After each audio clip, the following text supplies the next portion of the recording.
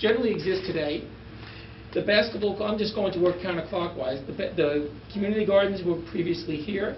The basketball court is situated here on both schemes.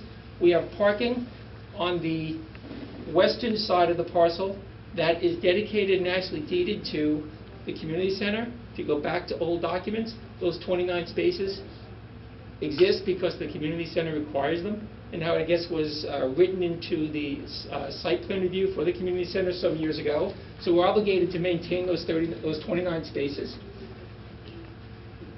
The major difference between the two schemes is how we've addressed the southwest corner, how we're working with the open lawn area. So we have more of a traditional oval on the scheme on the right, alternative B, and more of a sort of collapsed version on alternative A. And the idea is that we maintain a relatively level slope from north to south, not for official play or soccer or baseball or football, but just a place that you can have open play. You can have an event, you can set up canvas tents for temporary or interim events and the like. So the slopes are very moderate, but it will allow for positive drainage down to the lower corner of the site to the south. But what this all allows is a vantage point from the northern part of the park where visitors would be elevated looking back down towards the lower portion of the park. And all of this would be encircled by a loop path. That could be a fitness trail. It could be just a way of young children going out and learning how to ride a bike off the streets and off the sidewalk, but being able to do that within a park. And these are narrow paths. They're only 6 foot wide, plus or minus, but meant to maintain a very nice park feel. There's an amphitheater that exists now in the lower left-hand corner, in the southwest corner.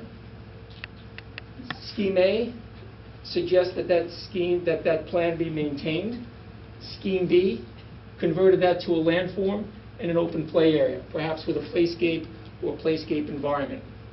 We had gateway entrances near parking at Day and Raymond, and also at Day Street across from the proposed new development across Day Street, and also access on the corners. So the desire lines are essentially here, and both alternative A and alternative B accommodate that circulation. Right, any questions on the plans? Pretty basic. You explain desire line?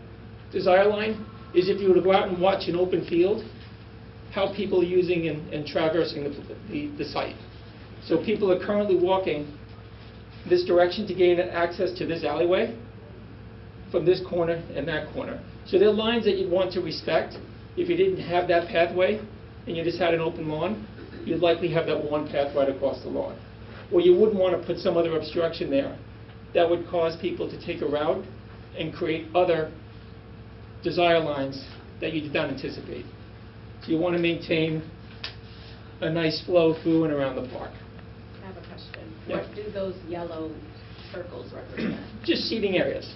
Seating? Seating areas. So we're not just talking about seating that is aligned along the path where it's antisocial, but having seating that face each other, that are almost in a circular sort of formation, so people can actually see each other while they're sitting and congregate, converse, and such. So we wanted to concentrate those seating at areas at eventful spaces, near the playground, near the basketball courts, at the gateway, at an entry, a mid-block entry on Day Street. And they can spread around. You might have places where benches are dispersed individually, but we also want to highlight locations where people can congregate, in groups. Okay?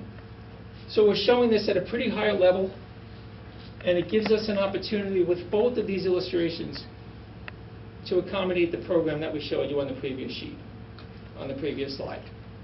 Okay?